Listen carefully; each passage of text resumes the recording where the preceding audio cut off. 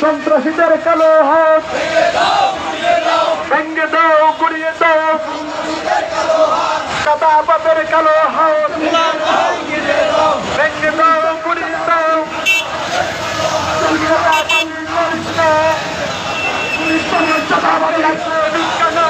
চাঁদাবাজি করিস না, পিঠের চামড়া থাকবে না। চাঁদাবাজের বিরুদ্ধে ডাইরেক্ট অ্যাকশন।